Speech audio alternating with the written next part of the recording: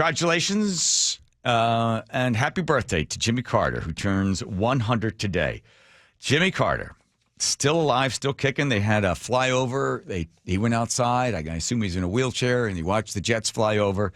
And next time you are able to fly from Seattle to New York, going to JFK for $300 and some or even less, you can thank Jimmy Carter.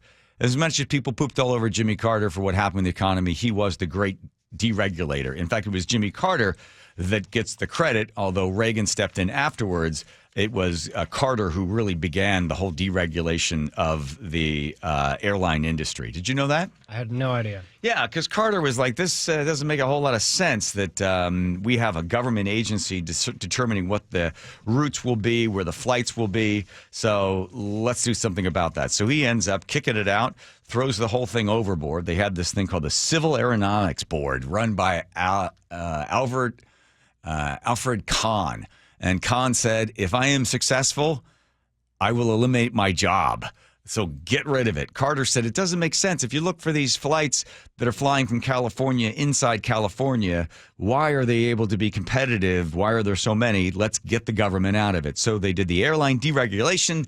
Congratulations to President Carter in 1978. And at that point, all of a sudden, all these commercial airlines started to compete against one another. And People's Air and yet other ones in there. And there was great competition. The prices started coming down. Everybody was happy. There was three big things that he did to deregulate different industries. But Carter was the one that sort of set the table for all that. People always think, well, he ruined everything. He was a horrible president. But God bless him at 100 years old. I had a chance to interview him many years ago. He'd come out with a book of poetry. It wasn't a good book of poetry, but you get a chance to interview a president. You're like, hey. Was not a good book? Yeah. And poetry? Okay. They pitched it like, hey, President Carter, former President Carter's going to come on. He wants to read poetry. Let's do it. Who cares what he's going to read? Of course. Get a chance to interview a president. So he comes in, nice guy, really sweet individual. He sits down in the chair. They put the mic on him and everything, and he's got his book. Do you get a chance to read some of my poems? He says, oh, yeah, I was reading. I'm going to read some of them. Okay, great. So which one are you going to read? He was going to show me the different poems he's going to read. I said, okay, great. So he starts reading the poem. He's sitting there live on television, and all of a sudden, in my ear, I hear the director go, ask a long question, and we'll keep the camera on you. The president's microphone is dying. We got to change the batteries, so just ask a really long question. So he's in the middle going, Happy Tree, what are you? Where do you go? Happy Tree, I hear the leaves falling. And, microphone's breaking up a little. So he's got like a lav mic. Has a lav on. Okay. So. And so the camera turns to me, and I'm, constructing this really long, ridiculous question. And I can see in the monitor that's still on me. And to the left, this guy named Paul, beloved guy who had come back from like open heart surgery where they crack you open and they do all this work. He had been out for like 6 months. Nicest guy in the world. So he's off to the side, and they said to him, hey, here, take this microphone, which happens to be metal and black and looks a little bit like a gun. Run across the studio. It is terrible. Oh, my God. I still see it in my eye. Oh, my God. So there's Carter. I asked the question. And I'm still asking the question, and Paul, with the microphone in hand, he's got it in his right hand, he runs across the studio, which was quite large. There's the studio audience. They're there watching. Carter is sort of nodding through this really long, rambling question. He's listening and listening. I'm comparing him to Ulysses or, I don't know, Walt Whitman or something, Leaves of Grass. And Paul runs to the stage to put the microphone in the president's hand.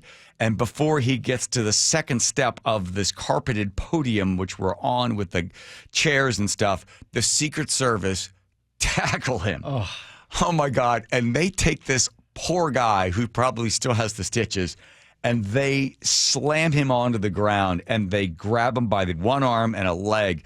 The microphone falls out of his hand. They scrape him across the floor. Off he goes out into some exit somewhere, and there's like not a sound. The audience is like stunned. They don't know what they just saw in front. So I finished the question, and his microphone is still not working at this point. So it's kind of cracking up a little bit, and we ended up going to a commercial break, and then we had to apologize to the audience for how upsetting it was to see. Oh, my God, poor Paul. But listen, he had a great story. How's Paul doing these days? The Secret Service, when they tackled him, they broke one of his ribs, which went directly into his heart, and he died. Oh. Sorry to hear that. I'm kidding. Obviously. He's fine. Oh, He's good. fine. I'm sure he's fine now. Sure. He's fine. His epitaph says, "Damn you, Curly." The microphone. It wasn't my fault. I didn't put the batteries in the stupid thing. But I remember Maybe the you audience should have. watching, they were just stunned. Well, they were always stunned anyway. This station had this idea that people were going to pay to come to a morning talk show and sit there in the audience. Well, for the first couple of weeks, a few people came because they'd had a person working was a marketing audience, something or other, coordinator. Right. And then they were like, we don't have him. So then we ended up renting a bus, and they would go down to the old folks' home. There were 2 old folks' homes there, and they would just wheel these poor people into the studio. And every once in a while, the director's like, we can hear somebody's oxygen tank. 'Cause they all had, oh, it's so sad. Oh my God, warmed the audience up. Yeah. Ay. God bless you, Jerry. Doing the poetry. All right. Seahawks game. My son's take on this is that the score is not indicative of the game. Plus, Pete Rose. How did he used to answer the phone when the phone would ring for him? Do you have any idea? Nope. Plus, Pete Rose said that he loved baseball so much he would walk through hell in one of these things. Maybe that's where he is right now. Here's Nate, the Beacon Public